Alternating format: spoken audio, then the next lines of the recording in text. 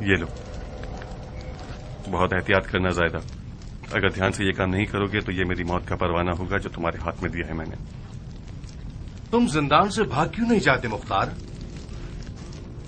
کہیں زبیریوں کے یخنی تمہیں پسند تو نہیں آ گئی؟ تم کب تک عمر کے بیٹے کی توجہ بلکہ صفیہ کی عاجزانہ گزارشوں پر توجہ کر کے اپنی آزادی کی سفارشیں کراتے رہو گے؟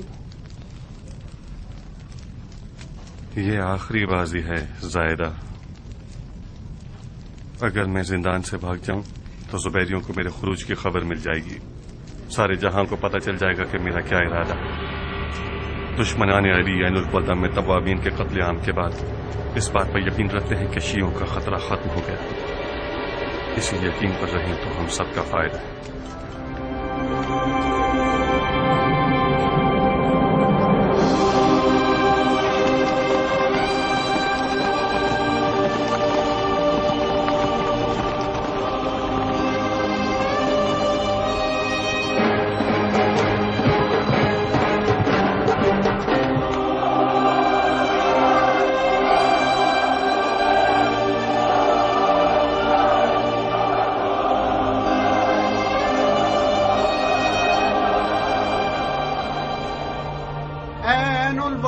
پر کٹے ہوئے کبوتروں، تنہا دوبارہ ملنے کی تمنا ہی ہمارے چاک دلوں کو تسلی دے سکتی ہے۔ سلیمان، مسیب، بن وال اور بن سعد مرے نہیں ہیں، وہ لوگ سورج کی شکل میں صبح کے وقت روزانہ تا قیامت طلوع کرتے رہیں گے، وہ لوگ ہر نیک زبان کا نغمہ بن کر زندہ رہیں گے۔ اگر ہم بھی دینداری اور خلوص میں ان کے جیسے ہوتے تو ہمارے عروج کے پر نہ کٹتے۔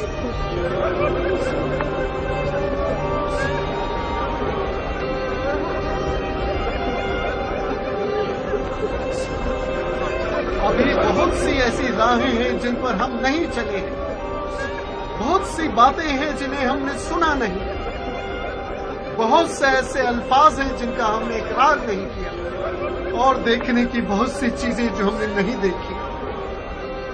توابین آج کے بعد سے ایک اور ذمہ داری اپنے سر پر رکھتے ہیں، ہمیں عین البلدہ اور کربلا کے خون کا انتقام ایک ساتھ لینا ہوگا۔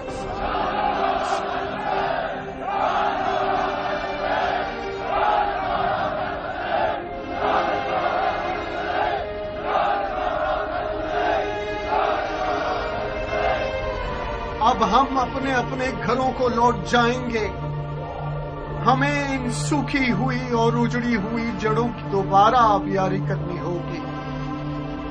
اس تحریک کو اب آگے بڑھانا دوبارہ قوت جمع کرنے پر مشروط ہے۔ ہماری خبریں آپ تک پہنچانے والا شخص بصرہ میں مثنی بن مخربہ اور مدائن میں بن حذیفہ ہوگا۔ ہماری تمام خبریں لوگوں کے ذریعے آپ سب تک پہنچیں گی۔ جائیے کچھ جان تازہ کیجیے اور اپنے آپ کو بنائیے یہاں تک کہ پھر اٹھیں۔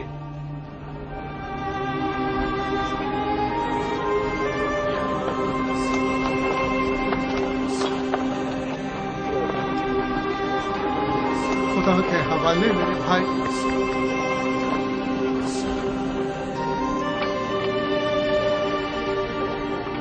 خدا کی پناہ میں میرے بھائی۔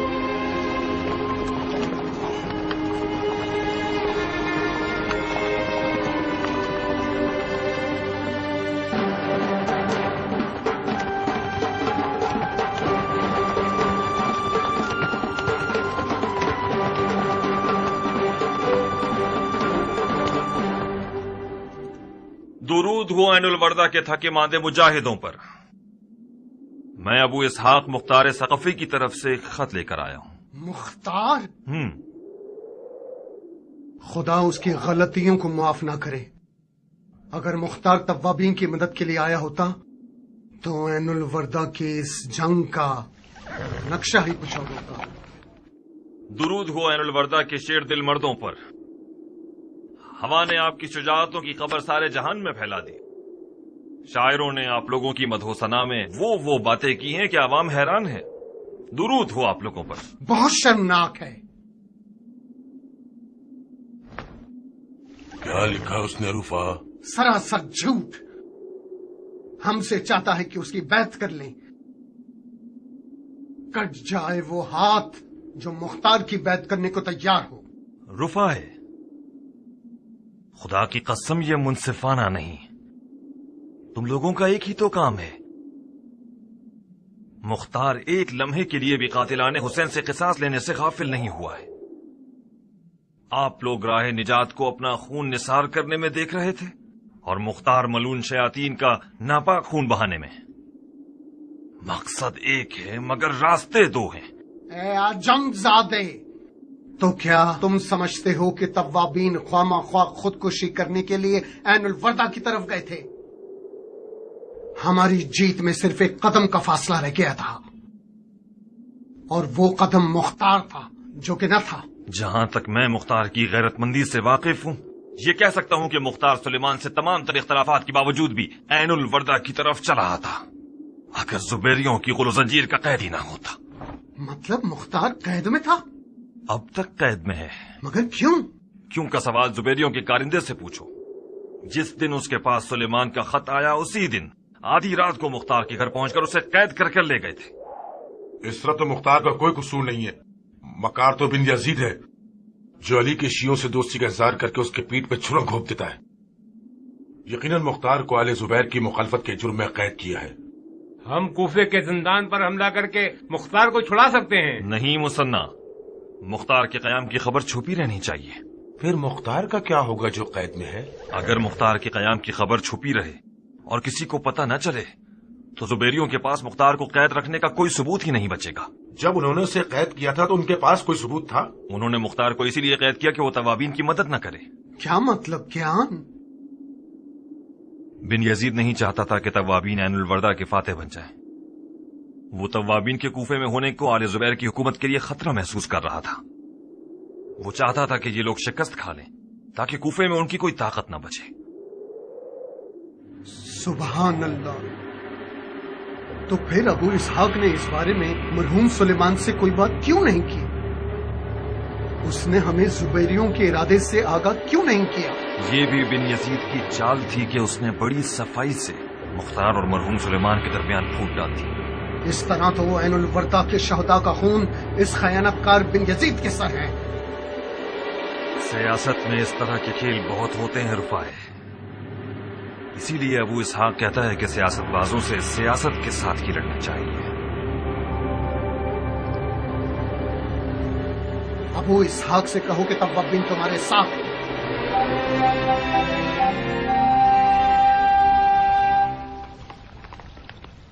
کیا لکھا ہے اس میں؟ ہم دونوں سے مختار کی آزادی کی درخواست کی ہے. یہ لو، تم خود پڑھ لو.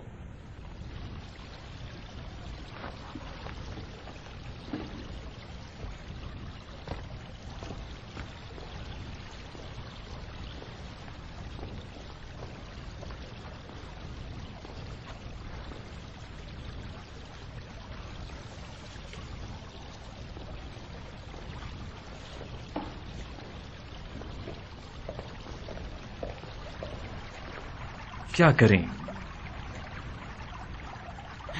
سمجھ نہیں آ رہا. میری رائے تو یہ ہے کہ ہمیں مختار کو آزاد نہیں کرنا چاہیے.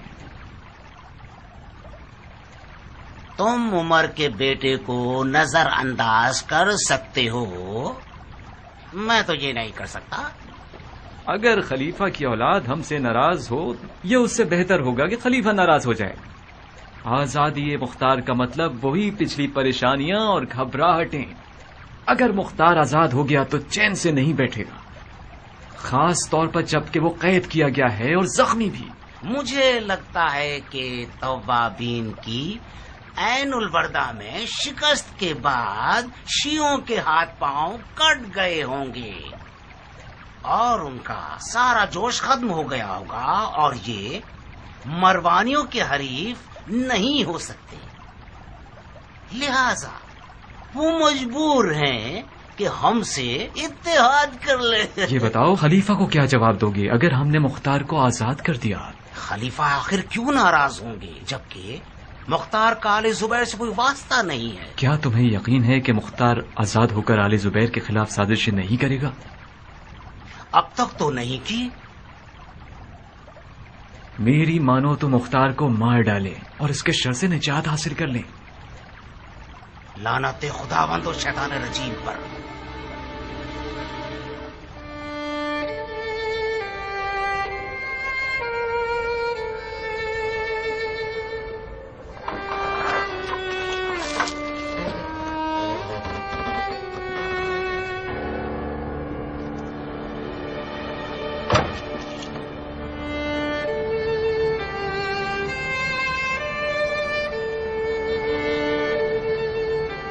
اس چھت کو آخر کتنا گھورو گے مختار؟ تمہاری نگاہوں کی تیزی نے تو چھت میں سوراخ کر دیا. اب تو تمہارے صبر اور حوصلے نے تمہاری چاہ پوری کر دی ہے. آزاد ہو گیا؟ بظاہر تمہاری پشت بہت مضبوط ہے. مجھے تو یقین نہیں آتا کہ عمر کے بیٹے کی مہندی آل زبیر کے یہاں بھی رنگ لے آئے گی. خلیفہ زادے کے خط نے اپنا کام کر دکھایا. یقیناً بن یزید نے عمر کے بیٹے کی سفارش کے بارے میں ابن زبیر سے بات نہیں کی، ورنہ وہ میری آزادی کے حکم کے ساتھ اپنی موت کا حکم صادر نہ کرتا. وہ لوگ تم سے وعدہ لینے آئے ہیں تاکہ تم بیت نہ توڑو اور ہنگامہ آرائی نہ کرو. جیسا کہ نظر آ رہا ہے کہ طلعت الخیر کا نواسہ تمہاری آزادی کے خلاف ہے، مگر بن یزید نے اسے چپ کرا دیا ہے. تم دھیان رکھنا اور اس کو غصہ مت دلانا. اس سے پہلے کہ وہ اپنا فیصلہ بدل لے جلدی کرو. تمہارے قدم زندان کے باہر پہنچ جائے تو کوئی تمہارے قدموں کی خاک بھی نہیں چھو سکے گا. اپنی شال اور قبا پہنو اور چلو.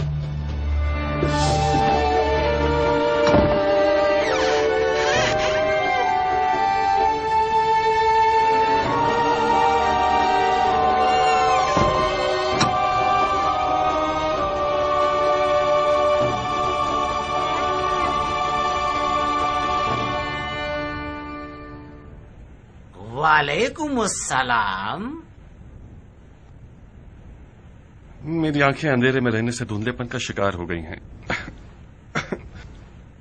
ورنہ میں اہل معرفت کے دیدار میں سلام کرنے میں پہل کرتا تھا کہ دگنا ثواب حاصل کروں. مختار، جو شخص اپنی کرسی اور منصب کو داؤ پر لگا رہا ہے تاکہ تم ایسے آزاد ہو جاؤ اور اپنی زندگی کی خوشیوں تک پہنچ سکو اور اس کے ساتھ اچھا برتاؤ کرو، مجھے معلوم ہے کہ تمہیں آزاد کرنا میرے لیے تکلیف دہ ہوگا، مگر کیا کروں؟ اس نے مجھ سے تمہاری آزادی کی درخواست کی جو میرے لیے نہایت محترم ہے. مجھے امید ہے کہ تم میری اس نیکی کا صلہ یوں دو گے کہ جب تک ہم کوفہ میں ہیں تم آل زبیر کے خلاف کوفے میں کوئی قدم نہیں اٹھاؤ گے اور ہماری بے عزتی نہیں کرواؤ گے. میرے اپنے اور میری زمینیں لاوارث پڑی ہوئی ہیں اور میری کھیتی باڑی کا کام بھی تباہ ہو گیا ہے. میں وعدہ کرتا ہوں کہ میری تلوار نیام سے باہر نہ آئے سوائے کسی بیلچے کے دستے کو تراشنے کے لیے یا درخت کی کٹائی کے لیے.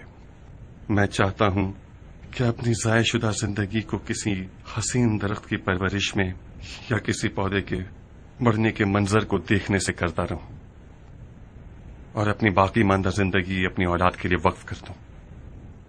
جاؤ مختار، جاؤ، تم اب آزاد ہو. اب باقی زندگی کا کچھ حصہ توابین کے یتیم بچوں پر صرف کرو.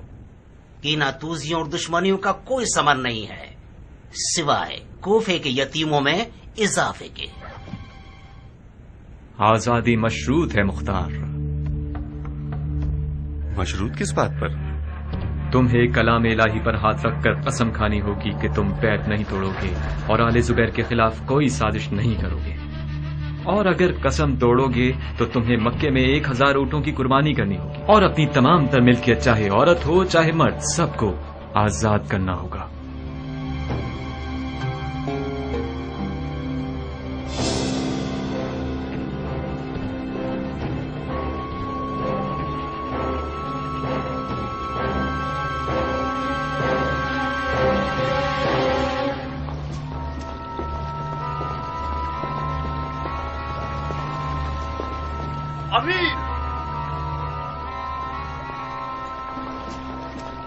امیر کیا یہ سچ ہے کہ آپ نے مختار کو آزاد کر دیا ہے؟ ہاں، مختار آزاد ہو گیا ہے۔ کیوں؟ اب میں تمہیں جواب دوں گا پسر سعد۔ تم لوگوں کو روز روشن مسلمانوں کے دارالحکومت میں داخل ہونے کی اجازت دی ہے، ہاں؟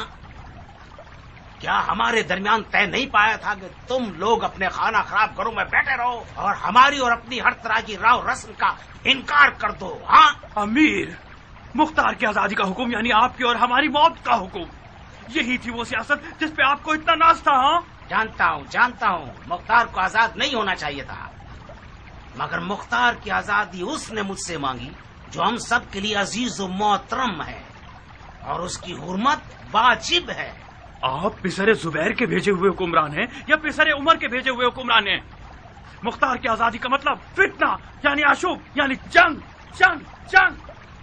آپ نے ایک خلیفہ زادے کی دوستی کا خیال کیوں رکھا؟ کیونکہ میرے کان میرے اپنے نہیں تھے، ایک ایسے خلیفہ کی عظمت اور احترام سے بھرے ہوئے تھے جس نے عرب کو عجم اور ترک اور تاتار اور روم اور زنگی اور ہندو پر مسلط کر دیا۔ یہ ٹھیک ہے کہ خلیفہ زادے نے سیاست کو چھوڑ دیا ہے، مگر سیاست نے اسے نہیں چھوڑا۔ یزید، جو کہ یزید تھا اور کسی خدا کو نہیں مانتا تھا، وہ بھی عبداللہ ابن عمر کے حکم کو مانتا تھا۔ امیر، مان لیجئے کہ مختار کی آزادی عراق کی ہر حکومت کے لیے خطرہ ہے، چاہے اموی ہو یا زبیری۔ مختار ایک علوی حکومت برپا کرنا چاہتا ہے، اگر اسے ڈھیل دیں گے تو وہ اپنے خواب سچے کر دکھائے گا۔ مختار کل تک خطرے کا باعث تھا شمر، اب وہ آواز نہ نکالنے والا مرغا ہے۔ اس کے طواب بھائیوں کے شکست کھانے سے وہ بھی ٹوٹ گیا ہے۔ دوسری طرف ہم نے قرآن کو مصالحت کا ذریعہ بنایا ہے، اس نے مخالفت نہ کرنے کی قسم کھائی ہے۔ تو پھر آپ نے مختار کو پہچانا ہی نہیں ہے۔ وہ اپنے خوابوں کے تاج و تخت کو پانے کے لیے قرآن تو کیا صاحب قرآن کا بھی انکار کر دے گا۔ اگر توابین کے پاس مختار جیسا کوئی رہنما ہوتا تو وہ لوگ عین الوردہ کو مروانیوں کا قبرستان بنا دیتے۔ مختار خدا سیاست و جنگ ہے، میں بارہا اس کے آگے مغلوب ہو چکا ہوں۔ شک مت کیجیے کہ آپ سے بھی بہت بڑی خطا سرزد ہو گئی ہے۔ کل جب یہ سانپ آپ اور آپ کے لوگوں کو ڈس لے گا، اس وقت آپ سمجھیں گے کہ ذرا سی بھی سیاست نہیں جانتے۔ کافی ہے عمر سعد،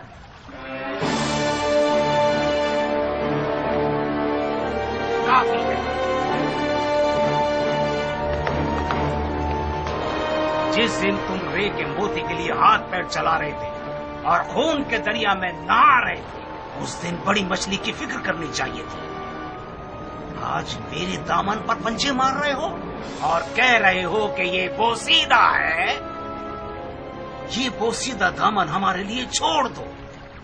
ہم جانتے ہیں کہ جو مختصر سی سیاست جانتے ہیں، اس سے خود کو کیسے بچا لیں۔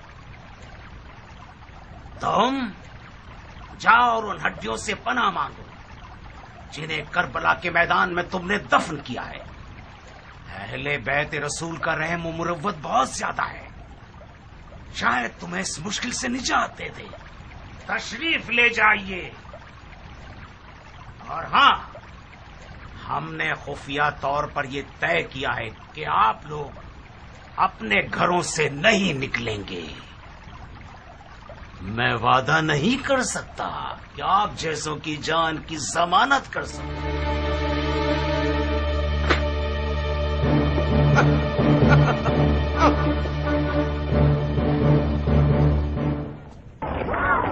بن یزید بہت ولید کتنی دلی بن یزید بہت ولید کتنی پیلی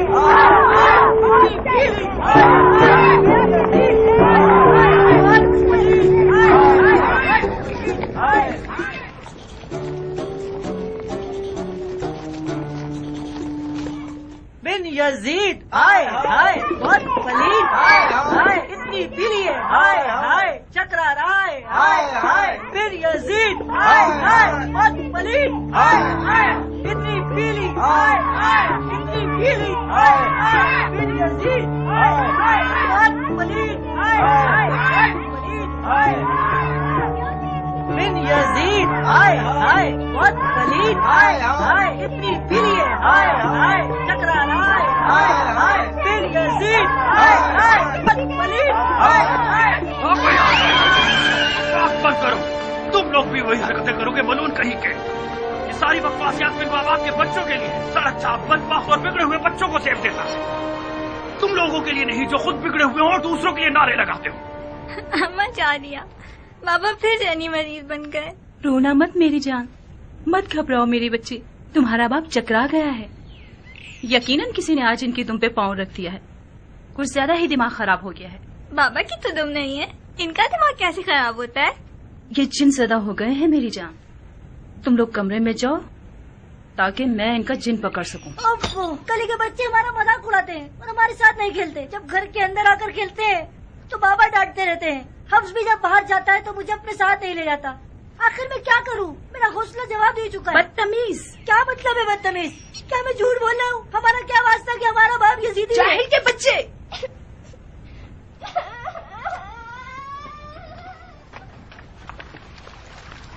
خوش رہیے گا، خوش رہیے گا. کیا تربیت کی ہے آپ نے؟ یہ جاہل کے بچے میرے لیے عذاب کے فرشتے بن گئے ہیں.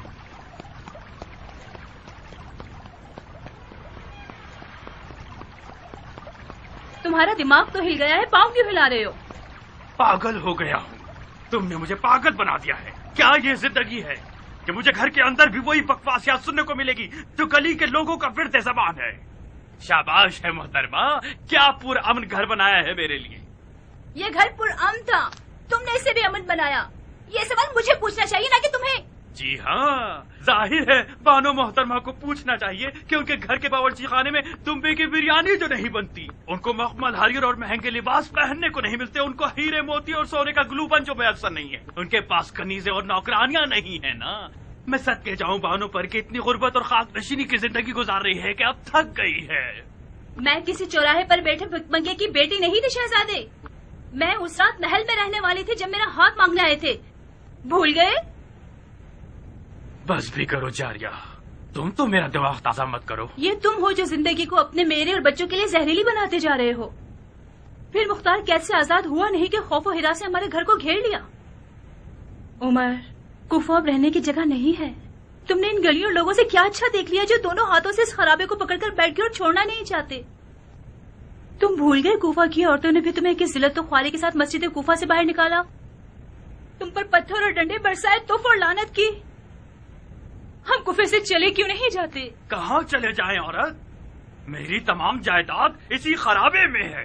عمر چلو کچھ عرصے کے لیے شام یا حجاز کی طرف چلتے ہیں جب تک کوفے کے حالات ٹھیک ہو جائے. اپنی جائیداد کسی امانت دار کے حوالے کر دو کہ ہمارے آنے تک ان کی دیکھ بھال کرے.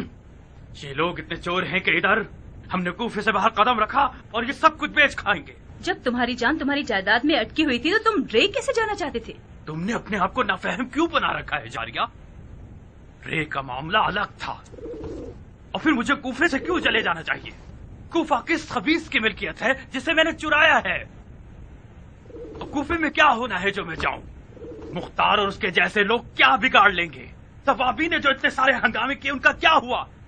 ہم کوفے سے چلے جائیں، میں کوفے سے چلا جاؤں تاکہ سب یہ بولیں کہ پسر سعد نے کوئی چھپنے کی جگہ تاک لی ہے اور اپنی دم سر پہ رکھ کر بھاگ گیا ہے.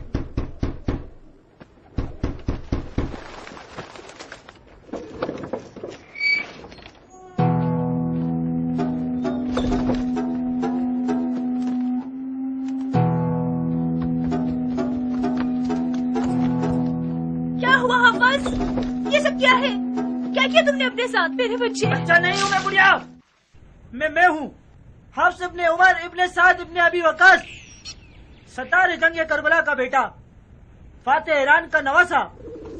اچھا اتنے ڈھیروں ڈھیر لقب لگاؤ تاکہ سارے چورو چکے تمہاری جان کے پیچھے ہاتھ دھو کے پڑ جائے، تمہاری یہ درگت بنا دے. قصور آپ کا ہے جو مجھے تلوار لے جانے سے منع کرتی ہیں. کس سے لڑکی آئے ہو؟ اور اس شخص سے جو میرے باپ کی توہین کرے. اگر میرے پاس تلوار ہوتی ایسا کام کرتا کہ کوفے کی حاملہ عورتیں جب عمر سعد کے بیٹے کو دیکھیں تو اپنا حمل گرا دیں.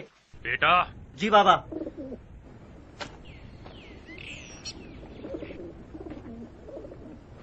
تم لڑے کیوں تھے؟ اوریان کے ساتھ نہر پر مچھلی پکڑنے گیا تھا کہ ماہی گیروں کے 6-7 بچے ہمارا راستہ روک کے کھڑے ہو گئے کہ یہاں ہمارا قبضہ ہے، تمہیں یہاں شکار کا حق نہیں. اوریان ڈر گیا وہ واپس لوٹنا چاہتا تھا. میں ان کے سامنے ڈٹ کر کھڑا ہو گیا. قبضے کا کیا مطلب ہے؟ نہر تو سب کے لیے ہے، نہر خدا کی ہے. ہماری بحث بڑھ گئی. اوریان کے منہ سے نکل گیا، جانتے ہو کس سے لڑ رہے ہو؟ یہ عمر 7 کا بیٹا ہے. ان خبیثوں نے کہکا لگا کر میرا مذاق اڑایا. ایک نے آپ کو گالی دی، میں نے اسے مارا، سب مجھ پر ٹوٹ پڑے. کون سی گالی دی؟ بہتر ہوگا کہ آپ نہ سنیں. بہت ہی بری گالی دی.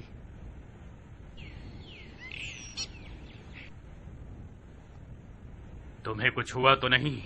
نہیں، کچھ بھی نہیں ہوا. ناک سے خون بہ رہا ہے، تھوڑا سا سر بھی پھٹا ہے.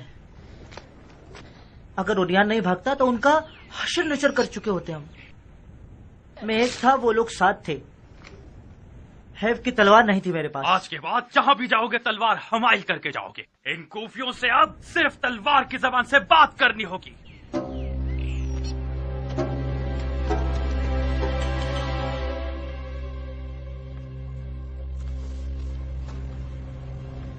کیا کرنا چاہتے ہو؟ میں والی کوفہ کی معزولی کا حکم لکھ رہا ہوں. تم کب تک اس خط و کتابت پر دل بہلاتے رہو گے؟ اپنے منہ کو غار میں چھپا لیا ہے اور اطراف کی خبر نہیں لیتے. آج کوفہ یزید اور اس کے ساتھیوں سے بیزار ہے. تم شمر اور تم لوگوں کے ساتھی اہل کوفہ کے منفور ہو. کوفہ کے بچے روزانہ تم لوگوں کی شکلیں لکڑیوں پر لے کر مزاحیہ اشعار پڑھتے ہوئے گلیوں میں گھومتے ہیں. اگر تم جیسے لوگوں کی زبیریوں کے نزدیک کوئی قدر و منزلت ہوتی تو وہ تم لوگوں کو خانہ نشین نہیں کرتے. تم اپنے ہی گھر میں قیدی ہو عمر. یقین کیوں نہیں کرتے؟ خدا کی قسم ہمارے پاس کوفہ چھوڑنے کے سوا کوئی حل نہیں ہے. جاریہ، اگر آندھی بھی آ جائے تو وہ بھی مجھے کوفے سے نہیں ہلا پائے گی. اب تم بولتی رہو.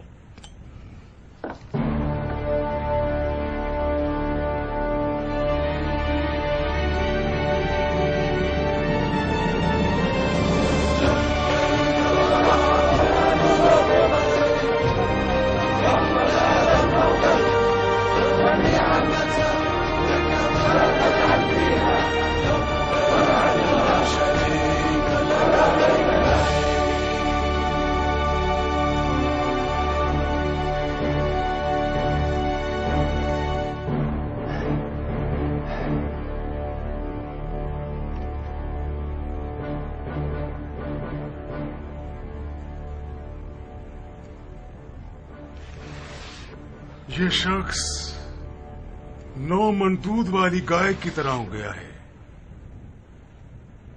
کامیابی سے بھرے ہوئے دودھ کے برتن کو 1 لاکھ سے گرا دیا ہے. بن موتی، اس سے پہلے کہ تمہارے حکم کی مہر سوکھ جائے اپنے آپ کو کوفہ پہنچا دو اور کہانی ختم کر دو. خدا کرے کہ دیر نہ ہوئی ہو. ہاں، ابھی نکلے نہیں ہو کہ پہلے ہی ہار گئے. کوفہ ایک خوفناک میدان ہے. مجھے فکر مند ہونے کا تو حق دیجیے. کوفے میں سیاست اور تلوار بیک وقت چلائی جانی چاہیے، ورنہ ہم اسے سنبھال نہیں سکتے. جناب علی، یہ فدوی تو اسی وقت بن یزید کو کوفہ بھیجنے کے خلاف تھا. بہت سیاست باز تھا وہ. یہ تو سیاست نہیں ہے، عمر کے بیٹے کا پھیلا ہوا پاؤں ہے. وہ دعویٰ کرتا ہے کہ سیاست اور حکومت میں دخل اندازی نہیں رکھتا، مگر ہمارے بعض حکمرانوں کے ساتھ مکاتبہ کرتا ہے. خط لکھا ہے اس نے، اللہ اکبر، حکم دے رہا ہے. اور ایک بن یزید جیسا جاہل والی اس کا جی حضوری کرنے والا بن گیا ہے. اس کے حکم کا سر آنکھوں پر رکھتا ہے. لعنت ہے اس قدر حماقت پر، توف ہے اس حد کے بچپنے پر. یہ پاؤں کٹ جانے چاہیے بن موتی.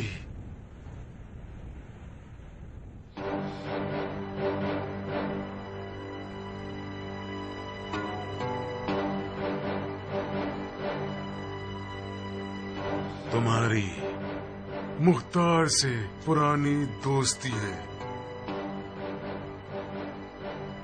تو پھر کوشش کرو کہ اسے اپنی طرف بلا لو اور بڑی مٹھاس کے ساتھ سلیمان اور اس کے ساتھیوں کی طرح اسے بھی جنت کی طرف روانہ کر دینا. اور ہاں، شمر اور عمر سعد سے بھی معافی دوستی کر لو. مجھے حوصلہ نہیں ہے کہ روزانہ ان کے قاصد مکے کی طرف روانہ ہوں. ان کے آگے بھی کچھ ہڈیاں ڈال دو، مگر اس طرح کے لوگوں کو تکلیف نہ پہنچے.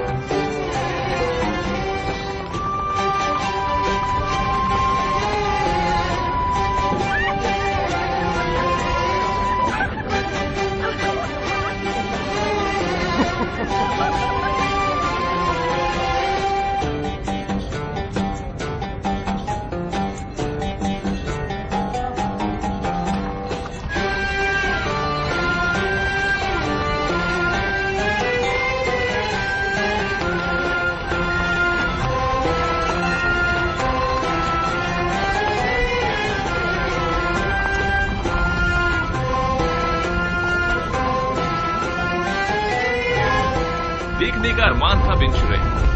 کیا حال چال ہے؟ بس آپ کی دعائیں ہیں. آپ کیسے ہیں؟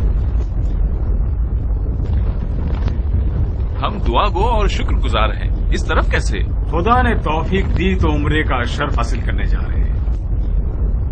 عمرہ؟ وہ بھی ان دنوں میں، جبکہ کوفے کو تم جیسے نامور لوگوں کی ضرورت ہے.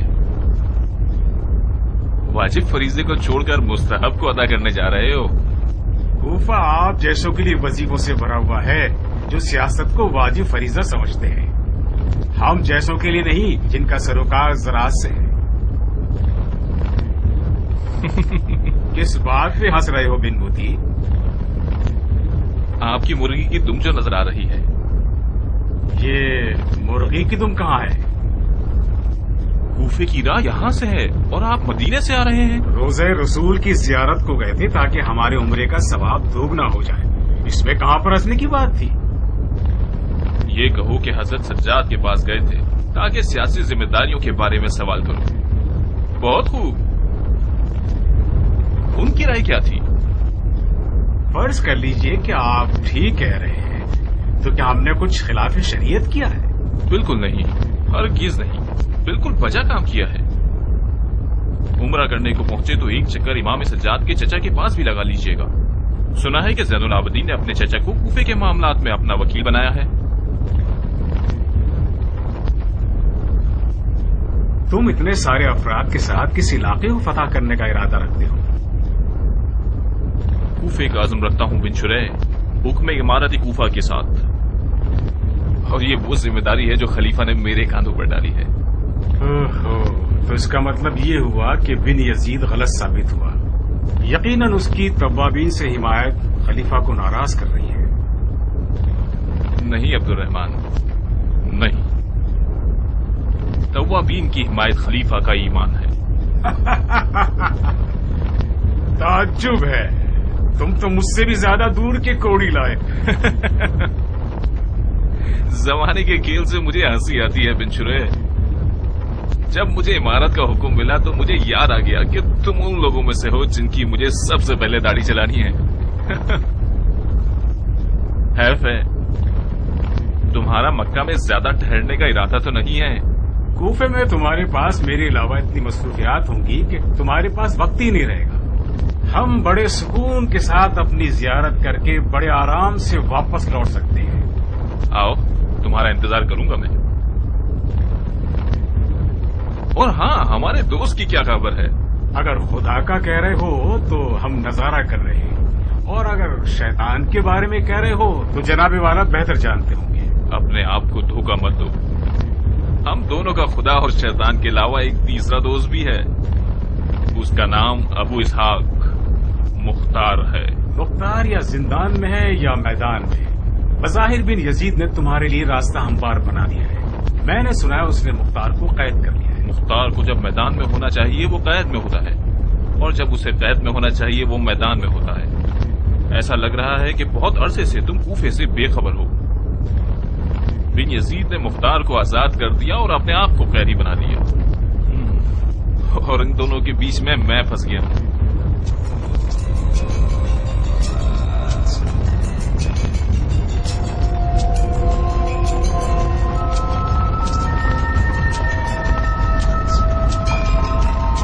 اندازن ہم کہاں ہیں ابو صاحب؟ غار کے قریب۔ بڑا ہیبت ناک صحرا ہے۔ مجھے حیرت ہے کہ مختار اس صحرا سے اکیلے کیسے جان بچا کر نکل گیا۔ معذرت چاہتا ہوں امیر، مختار انسانوں سے زیادہ جنات سے شباہت رکھتا ہے۔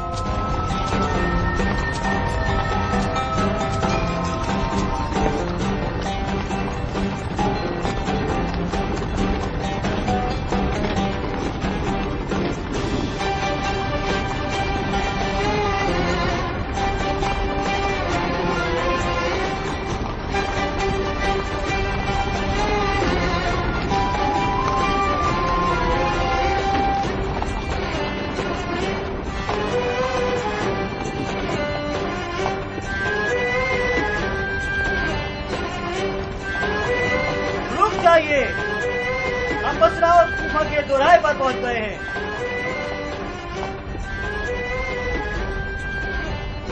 بہت خوب ام سلیم،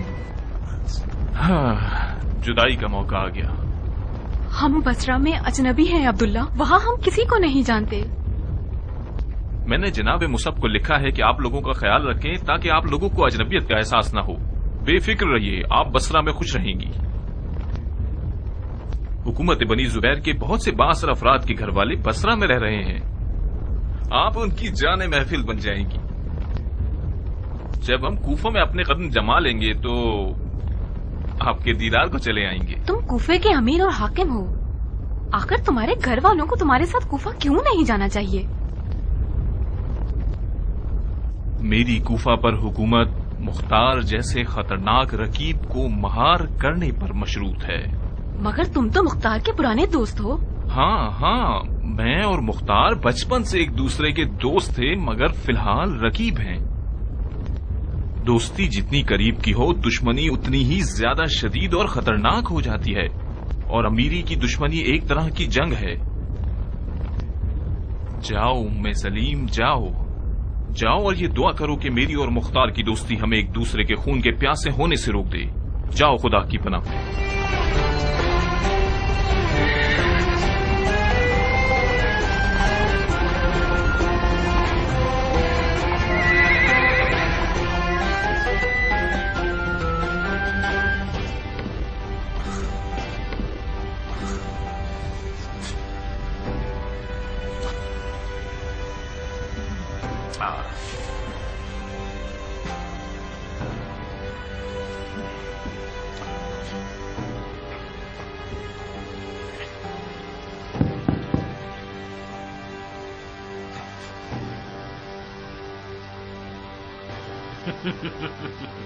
اتنے بے چین کیوں ہو بن متی؟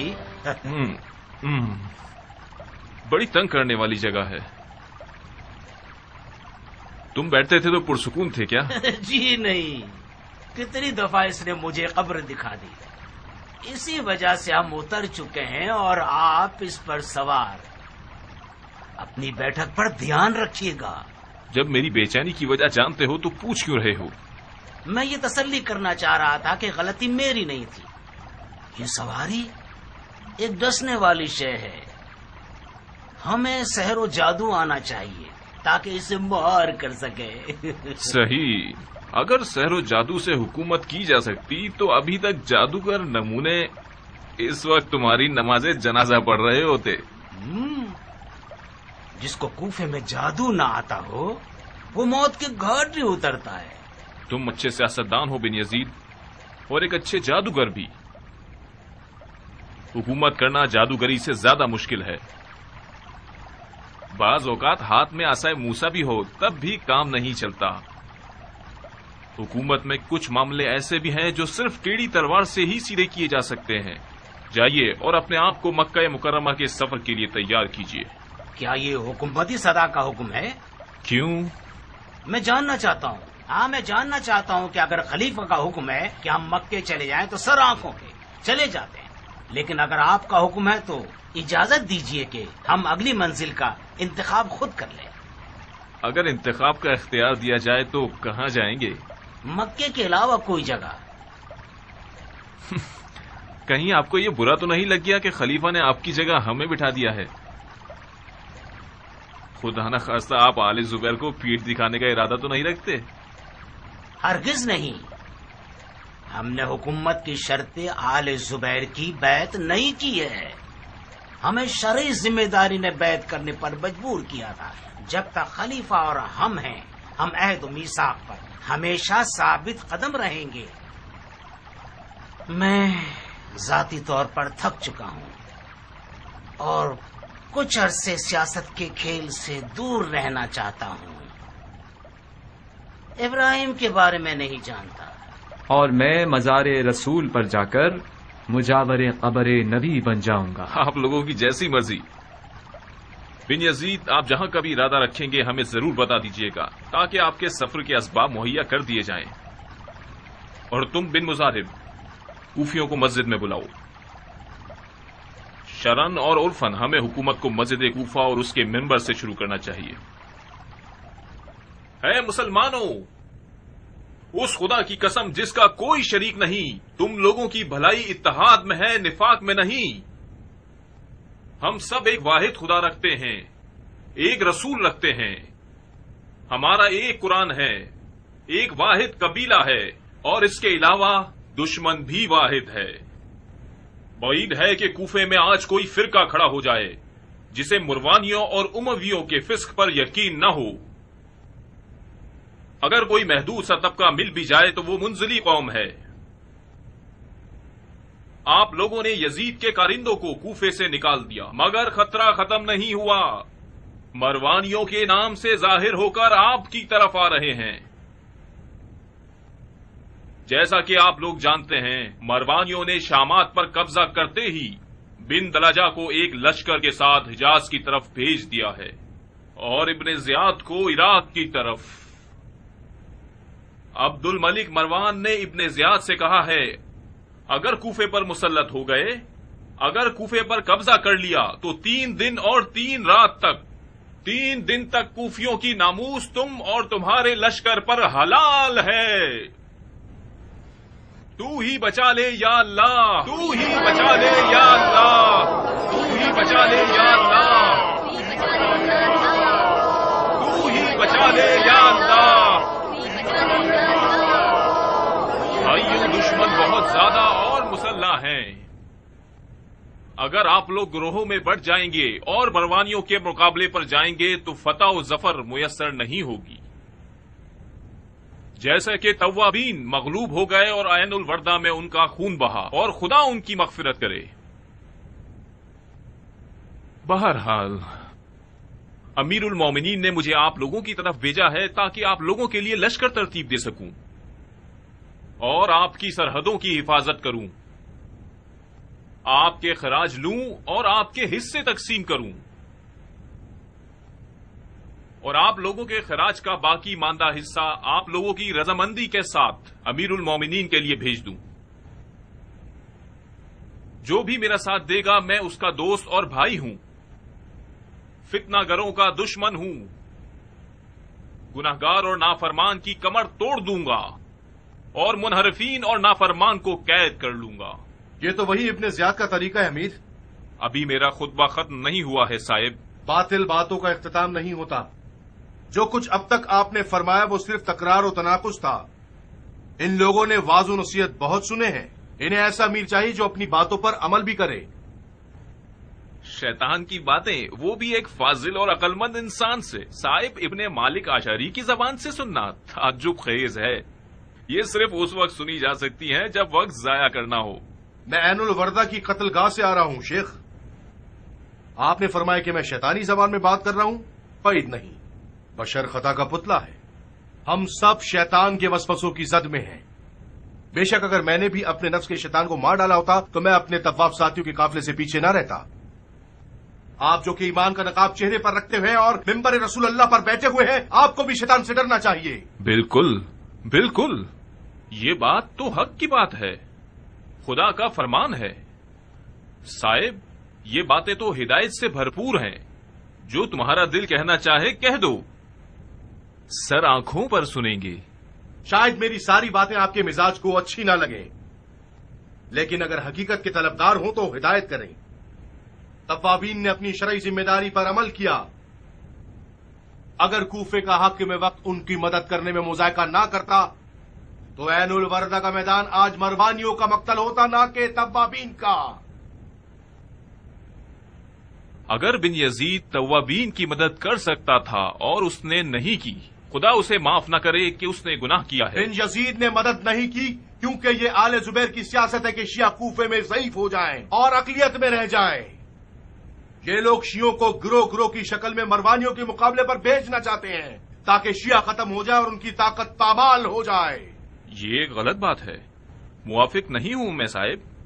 अगर तुम मेरे खुतबे को गौर से सुनते तो मैंने अर्ज किया था कि सब मिलकर दुश्मन से लड़ने जाएंगे, गिरोहों में बंटकर नहीं और मनमानी करते हुए नहीं। अगर तवाबीन ऐनुल वर्दा नहीं जाते तो क्या आले जुबैर की तलवार उनकी गर्दनों पर थी कि क्यों नहीं जा रहे? ये कौन सा तफरका फैलाने वाला जुमला है? खुदा लानत करे उस पर जिसका इरादा तफरकाबाजी हो। आमीन या रब्बल आलमीन। अगर आप जंग का इरादा रखते हैं तो अज़्म कीजिए, लश्कर भेजिए, शिया भी आपके साथ होंगे। जी नहीं, हरगिज नहीं। तासुब से दिलों को पाक कीजिए ताकि हम सब मिलकर जिहाद करें। हालात मेरे तस्वुर से कहीं ज्यादा खतरनाक हैं। खलीफा की तौहीन, वो भी खुलेआम, यानी जुबैरियों के ऊंट को कूफे में ज़िबाह कर डालना। बिन यजीद ने हुकूमत नहीं की खेल खेला है, बिल्कुल उन बच्चों की तरह जो बादशाह बनने के खेल खेलते हैं। माफी चाहता हूँ अमीर, इनसे मीठे अंदाज में पेश आएंगे तो ये हम पर सवार हो जाएंगे। आप इनसे बहुत ज्यादा अच्छे अंदाज में पेश आते हैं। मुझे मजीद बरहम मत करो, मैं पहले ही अपने आप में बहुत उखड़ा हुआ हूँ। सियासत में बाज औकात एक मुस्कुराहट से एक लश्कर की जितनी फतूहात हासिल की जा सकती हैं। मैं हंसने पर मजबूर था। अगर हंसता नहीं तो हालात की नौयत को समझ नहीं पाता। साहब तो मुख्तार के करीबी दोस्तों में से हैं। इन तमाम गुस्ताखियों की असल वजह मुख्तार है। मुख्तार को आजाद नहीं होना चाहिए था। मुझे बावसूख खबरें मिली हैं कि मुख्तार ने आजादी के बाद शियों के बुजुर्गों से मुज़ाकरात किए हैं और उन्हें बैत के लिए तैयार किया है। मुख्तार को कैद करना एक गलती थी, मगर उसे आजाद करना उससे भी बड़ी गलती है। खुदा कत्ल कर दे बिन यजीद को, बिला वजह उसने मुख्तार को एक खतरनाक रकीब बना दिया।